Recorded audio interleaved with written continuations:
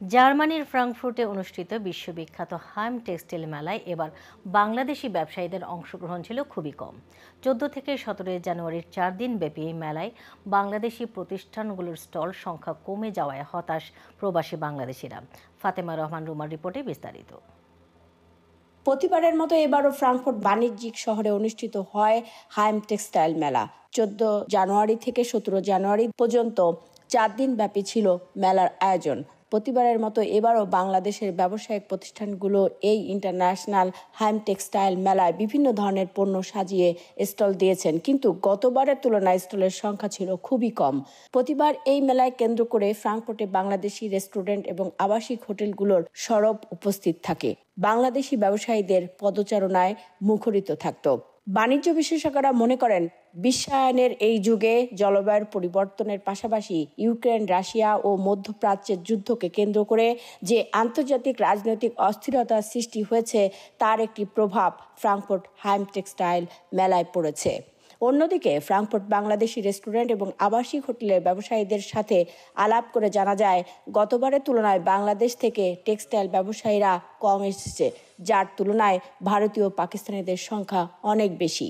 এই textile fair যেভাবে জাঁকজমকপূর্ণ হয়, বাংলাদেশি ছোটখাটো হোটেলগুলোতে বাংলাদেশ থেকে আগত ব্যবসায়ীদের ভিড়ে সমাগম থাকে, কিন্তু এখানে বাঙালি এবার আসে নাই বললেই চলে। উপস্থিতি গত 40 বছরের মধ্যে সবচাইতে কম হয়েছে। এটা অত্যধিক দুঃখের ব্যাপার।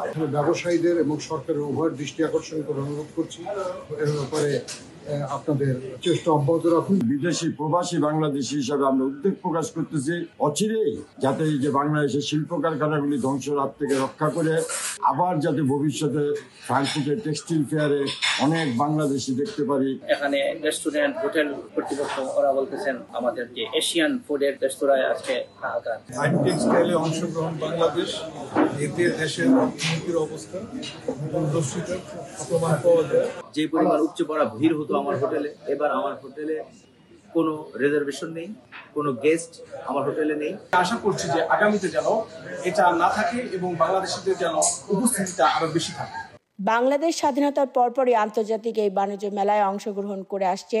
প্রতি বছর এই মেলায় বাংলাদেশি প্রতিষ্ঠানের সংখ্যা বৃদ্ধি পেতে থাকে, কিন্তু এবার মাত্র 15টি ব্যবসায়িক প্রতিষ্ঠান এই মেলায় অংশগ্রহণ করে। ফ্রাঙ্কফুর্ট প্রবাসীরা বলছেন এটি অপ্রত্যাশিত। ফ্রাঙ্কফুর্টের চাকরিজীবী এবং ব্যবসায়ীরা মনে করেন, রাজনৈতিক অস্থিরতা বিরাজ থাকলে মেলাকে ঘিরে প্রবাসী বাংলাদেশিরা যারা এই ব্যবসার সাথে সম্পৃক্ত তারা ক্ষতিগ্রস্ত হবে, এমনটাই প্রবাসী বাংলাদেশিরা জানান। আন্তর্জাতিক রাজনৈতিক অস্থিরতার কারণে 2025 সালে টেক্সটাইল মেলার প্রভাব পড়েছে। Fatema Rahman Ruma, ION TV, Frankfurt, Germany.